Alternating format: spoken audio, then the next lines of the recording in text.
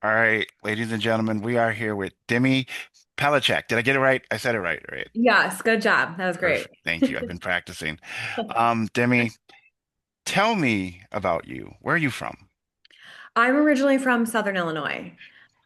Where? And Okay. yeah, originally from Southern Illinois. So I say Southern Illinois and people automatically relate to something that they know from Southern Illinois. Right. But they don't know where I'm from. I'm from 30 minutes outside Edwardsville, which is about an hour outside St. Louis. Okay. I think we've been over this before. It's near Vandalia, somewhat. I know what Vandalia is. You should only know what Vandalia is. You should never go there. Why, what, what made you get into wanting to even be in politics? Woof, I never wanted to be in politics. Okay, we can start from the beginning, how it even happened. It makes more sense. All right. So like I said, I'm from Southern Illinois. Mm-hmm. My mom is an immigrant from Mexico, and she was undocumented most of my life. She struggled with schizophrenia and bipolar, and my dad was older, much older, and he was in Vietnam, so he struggled with alcoholism and PTSD.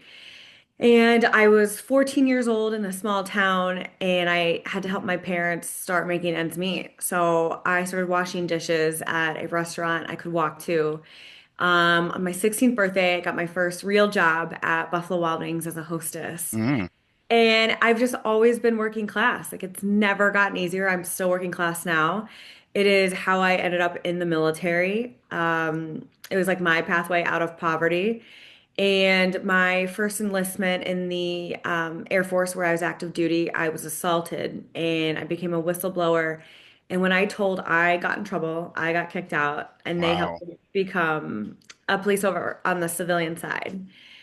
And so I regrouped a little bit and I was like, you know what? I'm not done and I'm not going to let this happen to anyone else.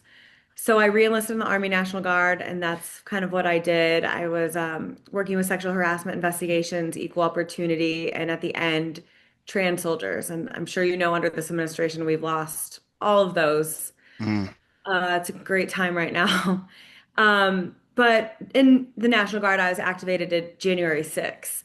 And it's kind of when I started getting involved in, abortion rights, immigration rights, LGBTQ rights, because the first time Trump was in, he was just trying to come at everything, but kind of couldn't, right? Because Right. certain people would still kind of say no, and then he'd fire them and he'd have to restart, right? Right. It's not like now where everyone just like is in this cult and listens.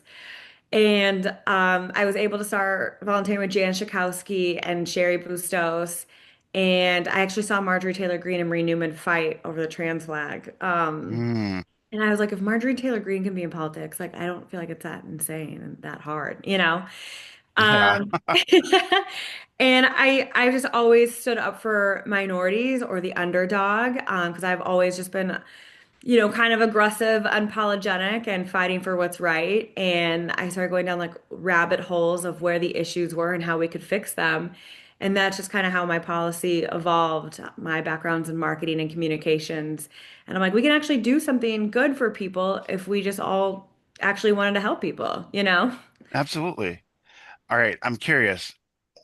What is the transition for you to go from victim and survivor to fighter and the one who speaks out? Like, tell me, because it's easy to just be, I wouldn't say it's easy to be the victim, but to just, not a lot of people speak up and want to fight against things. And especially you, who, I mean, you have to have some sort of fear to going against something much bigger than you, but to speak out and be that person that says, "Hey, I'm not going to stand for this anymore." Like when did that happen? Like what's the next level of like, okay, you can kick me out, you can assault me, but I'm not just going to stay here and take it. Yeah, that's a good question. I almost feel like it's like a stage of grief for me. Okay. Like I'll be like stunned, sad, depressed, and then I'm like, and then it just kind of all changes and shifts, and I'm like, no, let's go. You know what I mean? Then I get like this anger. And that's funny you say that because the other day when I was in DC, because I'm the only one of the only National Guard members speaking out against this administration. Right. So that's been crazy. And I got an email that I could serve jail time. I could go to court martial. And that Right. really set in with me about like, how serious and how angry they were at me.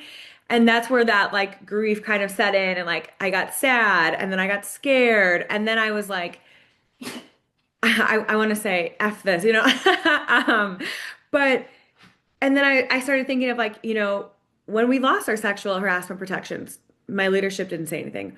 When we lost, equal opportunity, like against our African American soldiers, they didn't say anything. When we lost our trans soldiers, they didn't say anything. And I'm like, you know Right. what? I'm going. And I was just so angry.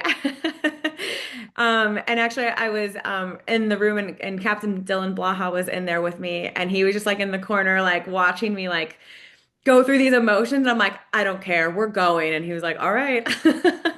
I love it. As someone who's big on history and a history buff, and you think back to these figures and you're like, because it's not a normal thing for someone to be, all right, I know what can happen to me. I know what can be done. I know what you're saying. I know you can put me in jail. I know, but I don't want to, you hear about these people in history, but you don't see them in real life. And to see someone who's going to stand up, no, you can put, I'm not going to go against my people. I'm not going to let you just like roll over us and say what you like, take away our rights. I think it's very brave and remarkable of you to do that. Um, Yeah. one of my questions is, have you had any personal run-ins besides the letter, like with ICE or just like the feedback since when because you've been public with it about, hey, I'm not going to go against my people if they ask me to serve. Like, what's been the feedback since then? So I am one of the organizers that help in Broadview against the ICE detention center. So Yes. unfortunately, we have to come in contact with ICE often. Also in a lot of rapid response in multiple areas up north. Again, unfortunately, see ICE often and then do a lot of mutual aid.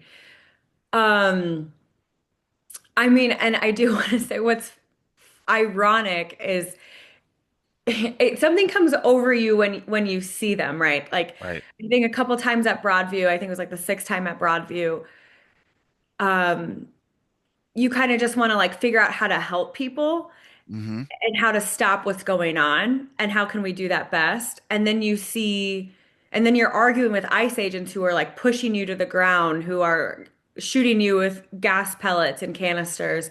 And then you see like four children, like literally children with like their older 15-year-old sister, all holding hands going up to the ICE facility, like knocking, like, hey, do you have our parents? And then that's Yeah. when you're just like, fight mode. You know what I mean? Yeah. You're like- Um, and that's when you're just like, this is disgusting. I'm not stopping. We're not stopping. And it kind of goes over everyone, like to see that in real time. Daniel Biss, Mayor Biss was out there when he saw a couple of those and he was started crying and he's like, what is happening in our country? And we are like, yeah, you know. Yeah. And then so I mean, after speaking out multiple times, I have a lot of soldiers who message or email or text or anything like that, like, thank you. Like, I can't because of my family. I can't because of this. Thank you. But I do get a lot of backlash. I do get a lot of death threats. And usually that's not from any enlisted member, anyone who's ever served. It's from just MAGA cult members. Yeah. Which yeah. I mean, and the word cult is pretty much the only way you can describe it. Just to go off key a little bit because I've been noticing this lately. And it starts with Marjorie actually. Are people realizing like what's happening right now? It can't be legal. I mean, legal, it's legal. I mean, if the president okays it, I mean, but it's hard to be okay if even if you're an agent that like all of these they seem like war crimes to me. honestly. And I think, and even some of the MAGA people are seeing, like, it's, you can see the turn a little bit of like, this isn't humanly right. Yeah, I mean, it's funny when you're at Broadview or in the streets and you call them like a Nazi or a fascist. That does not bother them. What bothers them is when you're like, your mom doesn't love you.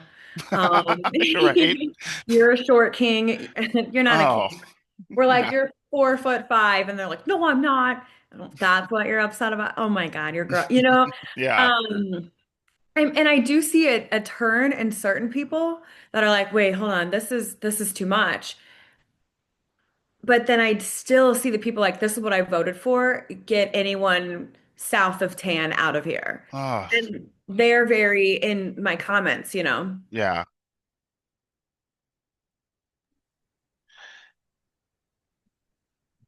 Uh, Um, here's a question for you. You ran last time, and I think I asked you this before. What's different from this time to now? So last time I ran, I mean, I was so new to politics. I'm like, this seems fun. I think I could do this. Yes. What a good learning experience. And I don't believe money should be in politics. I think that's the worst. I Mm, think, and I'm a working class member of society. Last time I only raised $7,000, and with only $7,000, my work ethic and my story is still compelling to the district, right? I still got yes. 14,000 votes. I wasn't elected last time, as we all know, but with that, I was able to still use that and continue. Like I never left my community. If anything, I did more mutual aid. I had a better understanding of what collectively we all needed. And I was able to get into I Will, Illinois Women in Leadership. Yes. Loretta Durbin actually made it with Dick Durbin's money. Um, but it's like this amazing boot camp that is life changing.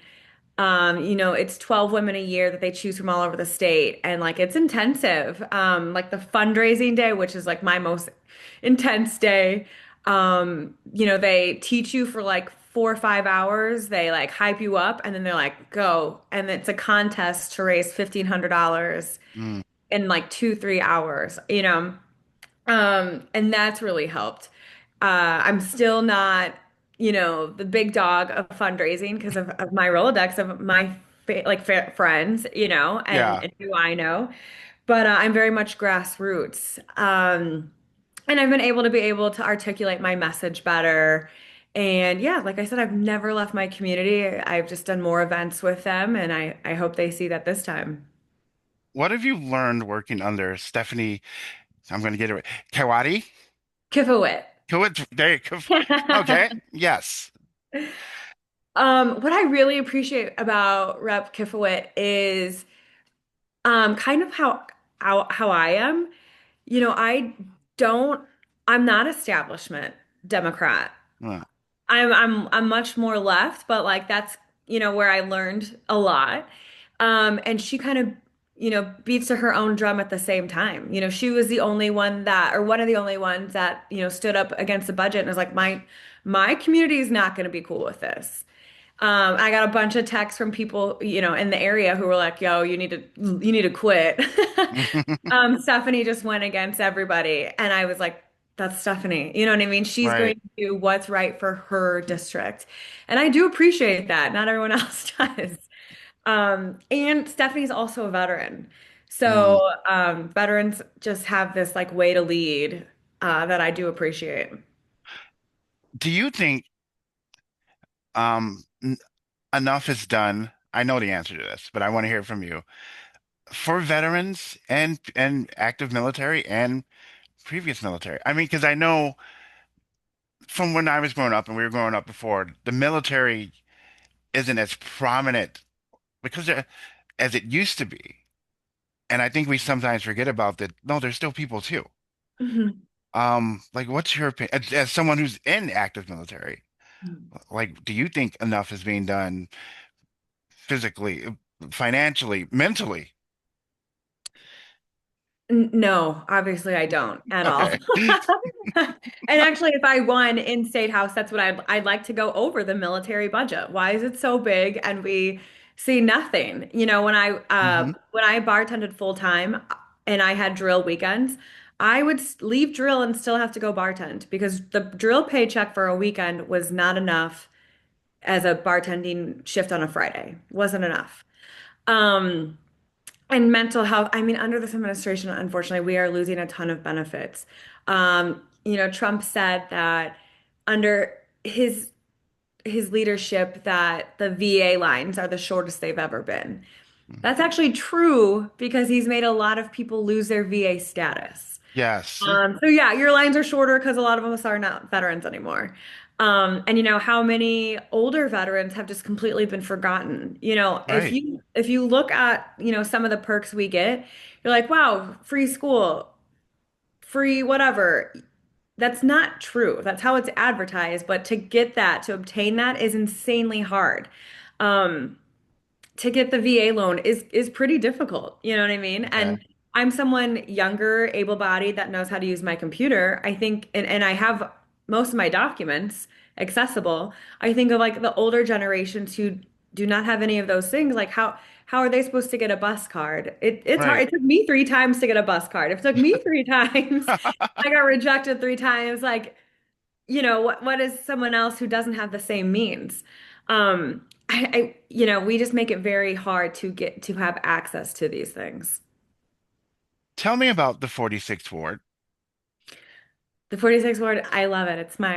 I love it. It's so Midwestern and so diverse, and so progressive, and it's like Midwestern and like where you think like I need to borrow sugar from my neighbor.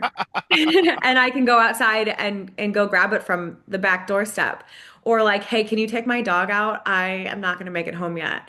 It's very much how it is here. And I love that on any given block in Uptown, you can get Indian food and then a cheeseburger and then tacos and then ribs and then probably Ethiopian food. Yes. And then it's where I get all my hair supplies at the same time. Yeah, it's one of the few neighborhoods in Chicago, probably in the Midwest, where there's like all these cultures just kind of built in at once. All these different sorts of, I don't want to say people of like lower class, middle class, from this nationality and another nationality, just all kind of jammed to the same little area and just learn to live with each other. Yeah. I learned you learn things new every day about Uptown. Like people are like that's the biggest Ethiopian area, that's the biggest South Asian area, and you're like, I Right. didn't know that. Like, Tell me about, is it Jim's Creative? yeah, so my friend and I had created a business together, which we actually are closing this week. Oh, We had a good run, learned a lot, but we're going different ways. But it's a cool idea. It's kind of just how my and her personality is. We're both Geminis, so that's how the name got there. And two Geminis together is kind of dangerous. oh, absolutely. But what I take from that and what I want to know what you take from that, I mean, you have to learn from failure. What did you learn from this creating this business and doing this business that you can take to what you're bringing into now, running for office? The best advice I got during GEMS was from Sherry Bustos, actually. Okay. Still keep in contact with her. She is the only representative I've ever seen that like will answer your text message within like an hour. She's much better at answering messages than I am even, as you know. Yes. Um, I have a problem. I'm working class. I was raised very, very low income. So to be like, I actually need to be charging you for the service, Yeah. is very hard for me, and I'm too nice. Mm. And she was like, yeah, you need to stop. Stop doing that. She's like, they need your services and they will figure it out. They figure out how to pay me. They can figure out how to pay you. And Yes. since then, I've been much more strict, and it's been much better. So that was a good learning lesson. Because money is weird to me. It's always awkward, right? Yeah.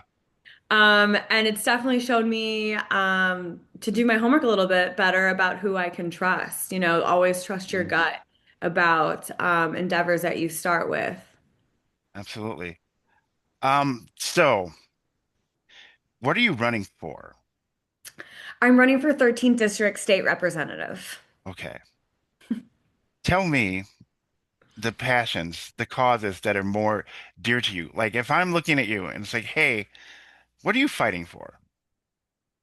What are you fighting for, Demi?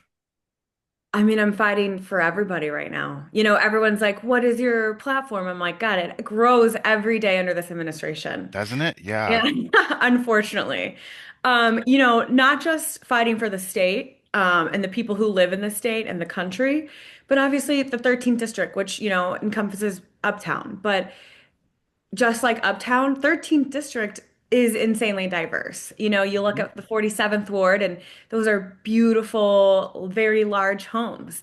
And then we look at 46th ward, where we have several transitional housings in them. Hmm. How do we fight for both and make sure both feel heard?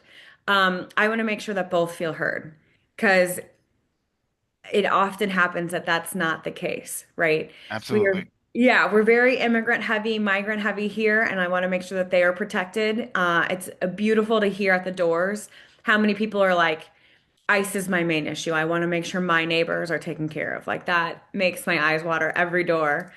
Um, and then, I get to some doors and they won't open the door. They can just like peek out of their blind, and that makes me just like start sobbing. Because they're scared. Absolutely. And then they see me and I kind of just like wave, and then they're like, they'll take it and like go back inside, or I'll be able to drop, food off later or resources they may need later. But I'm fighting for working class people. I feel like since I was 14, it's never gotten easier for anyone. As Yeah. millennials, how many of us have side gigs or making Right. sweaters or mugs or whatever the case may be? And I'm tired of that. As a man, um, I get to make decisions about your body. How do you feel about that? I don't love it. I hate it. It's annoying. I'm sure you watch those like videos or TikToks that are like they're on the street and they ask men questions about women and they're like always completely wrong. And you're like, and then you're gonna make a law on me? I don't think so. Yeah. So that's funny that you say that because when I first announced I was going to run, somebody else in the race who later announced they were going to run was like, "Why are you running?" And I'm like, "Well, for women's rights, for immigrant rights. ICE is going to be very heavy. There's a lot of LGBTQ things that are going to be on the chopping block." And he said, "You don't need to, that's not even a worry. I don't know why you're worried about that. That's ridiculous. You should be worried about climate." And I was like, uh, as a straight white man, I'm sure I understand why you don't value like what I'm Right. saying. But we can also uncover the climate. I am also here for climate, but these are what I hear and these are what are important to me. So it's just very funny that, as people run, they're like, no, I listen to my constituents. And I'm like, you didn't even listen to me when I told you why I was running. So, but I digress. No, hey, hey, I do my homework. I know the questions to ask, and and it's normal. And I brought this up because I grew up around my family's just basically it's a lot of women and me, and even in the workplace, like I'm surrounded by women. They're not necessarily vocal women. Some speak up, some don't, but you can see literally with this administration, the rights of people being taken away, like just it seems like by the month, and especially women, and especially um, if you're lesbian or gay or something, you can see it getting taken away. But again, when you're around women so much, it's like you're lucky you're even allowed to even vote at this point. Right. No, 1,000,000%. I mean, and the things that they are rolling back on are scary. I know that we joke that like the Handmaid things was totally 2017, but like it's still happening. You know what Yeah, I mean? Like, absolutely. and even as a candidate, oh, the only woman candidate in the race, my rules are different. Yeah. I can't go, after my opponents like they do in forums because then I look like a bitch, you know? Or Is I get many, many messages like, you should smile more. And I can't believe in 2025, Democrats or leftists are saying I should smile more. Like, okay.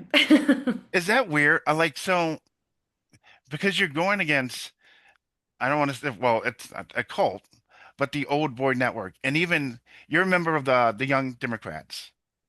Um, is it weird being a new regime, a new generation, and again being told, well, maybe you should smile more, or you can't do this, or you can't do that. Are the rules different now? Like, can you have I you? mean, I am in a weird space. I've always been in a weird space. I've always been politically unhoused. You know Hmm. what I mean? Like, yes, I vote with Democrats, but I also hold them accountable on the things that haven't been done. Like Right. I'm not cool with them on immigration. It's been 10 years and we haven't had a real pathway. That's upsetting. And that's why people are going more left. And as my background is in marketing and communications, like I've been saying this for 4 or 5 years and it's just fallen on deaf's ears. And so now when people are like, I'm done with the party and they panic, I'm like, I told you this was going to happen. Like this is just it's frustrating. And then it's frustrating when like I don't feel like I have like a place to go. And I know a lot of people who have my viewpoints feel the same way. Hmm. So that's kind of why like Mandami was so cool to see. Right. Um, where can people find you if they're looking for you these days? I will be at your door. Yes. Also, DemiForIllinois.com, Demi for Illinois Instagram, TikTok, anything like that. And then I do have some cool events. Actually, Kat Abigazala and I will be at Reagan this weekend. We have a couple food drives, and then we want to door knock all of Andersonville this weekend. I heard Cat literally just called me last night, or someone who may not have been Cat. She's like, "Can we knock on your door? Can you knock on doors?" I'm like, well, you know where my house is. Yes, that's fine. Yeah, we want to get as many people out as we can. We want to see if we can do all of Andersonville in one sweep. And then we want to just make it every single area for that since then. So, I mean, I'm excited. It's going well. Um, one of the things I think is very cool that I know that you do. If I need your help with something, if I need your help, how do I get in contact with you? Just message me. Not on Facebook, maybe. Instagram is probably the easiest, or email. I am growing my team as well. I do have several more interns that we've brought on in the past week who are able to also help with messages. To be honest with you, we get inundated with messages.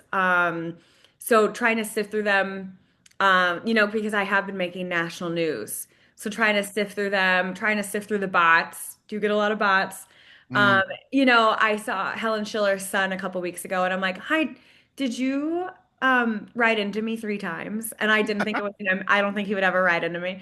And he's like, "No, I definitely didn't." And I showed him my phone, and it said like 30 messages from Helen Schiller, and Helen Oh, Schiller has my phone number. And I'm like, "No, Helen Schiller wouldn't do that." But I thought it was so odd that someone took the time to bring in yeah. their Helen Schiller and her son to Mm. mess it, you know what I mean? And they have my number, so I'm like, I know it's not them. It's Um, yes. but yeah, please message me. Instagram is probably the best way, then email. We do try and get through all of them. And yeah, anything like that. Or comments. We see comments as well. Perfect. Is it weird being so public now? Yeah, sometimes, yeah, because I don't think of it like that. I think of it like doing what I'm supposed to be doing. And Right. then at the Latino Leadership Council event the other night, they endorsed me. And so then they like waited for me to take a picture, which was really cute to me, like so nice. But And it's then new. It's yeah, so, yeah, I was just like happy to be there. And then it was really cute and like it makes me happy, you know what I mean? I would never think of that. And then 4 or 5 people who I had never met were like, "Oh, I follow you on social. Like, thank you so much for speaking up for our community. Thank you for this." Like, I that's just like what in my head is the right thing to do and what we need to do right now. So for people to find me because of that, like, makes me happy. that's awesome. All right, one more time. Tell them where to find you. What's the website? DemiForIllinois.com and Demi for Illinois Instagram, TikTok, Facebook. I'm on Threads, Blue Sky, and a neighbor actually asked me to be on Twitter the other day, so I opened one up. Oh, geez. I'm scared there, but I opened it up. And yeah, I am grassroots, so any donations or any volunteers is super helpful and critical to this campaign. Like I said, I'm working class. I'm the really only working class candidate in the race.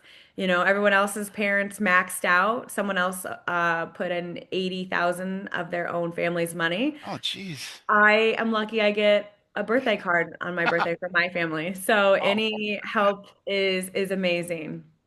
Demi, thank you again and good luck in the election. Thank you so much. Thank you.